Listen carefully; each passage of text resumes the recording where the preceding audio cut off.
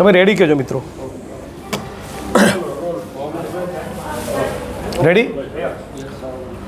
મિત્રો, આપણે જાણીએ છીએ એમ અને રાજ્ય સરકારે એકથી વધારે વખત કરેલા દાવા મુજબ ગુજરાત એ વીજળીના ઉત્પાદનમાં ઇલેક્ટ્રિસિટીની બાબતમાં સરપ્લસ રાજ્ય છે.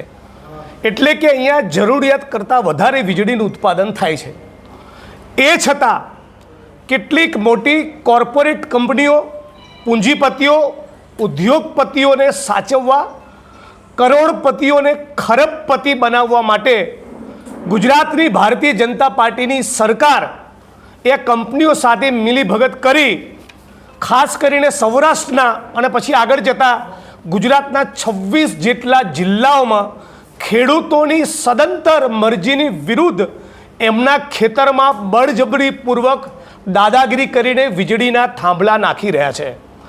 આ વીજળીના થાંભલા નાખી રહ્યા છે એ દરમિયાન પોલીસ પ્રશાસન જે પ્રમાણેની જબરદસ્તી અને જોર જુલમ વર્તાવી રહ્યા છે, જે પ્રમાણે બેન દીકરીઓ માતાઓને સુરેન્દ્રનગર જિલ્લાના ધ્રાંગધ્રા તાલુકાના કોંટ ગામે, સાપકડા મોરબીના ગામે, દ્વારકામાં અન્ય જગ્યાએ જે પ્રમાણે બેન દીકરીઓ માતાઓને મારી, જે પ્રમાણે યુવાનોની બોછી પકડી ગરદન પછડી, જે પ્રમાણે પશુ કે જાનવરને ઢસડતા હોય એ પ્રમાણે ખેડૂતોને વીંઝોળીને ફેંકી દીધા, ખેડૂતના ખેતરમાં ઘૂસી એમની ખાનગી જગ્યાના તાળા તોડ્યા, બહુ જ બેહુદું અને અમાનવી કહી શકાય એ પ્રમાણેનું વર્તન કંપનીઓના ઇશારે ગુજરાતની ભાજપ સરકારે કરેલું છે.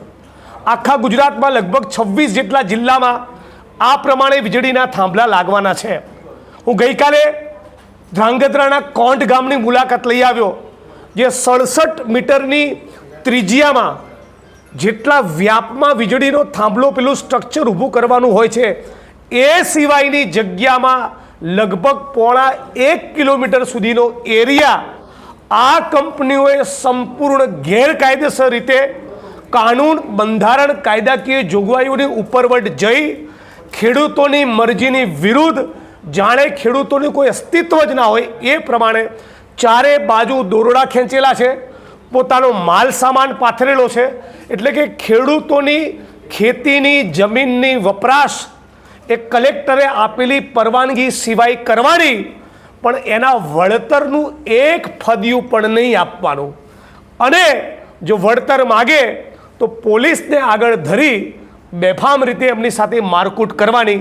એટલે આ બધાની વિરુદ્ધમાં કોંગ્રેસ પાર્ટી અને 23 જેટલા કિસાન સંગઠનો દ્વારા, ખાસ કરીને કિસાન સંઘર્ષ સમિતિ દ્વારા અમે બધાએ 15મી તારીખે ગાંધીનગરમાં એક રેલીનું આયોજન કરેલું છે.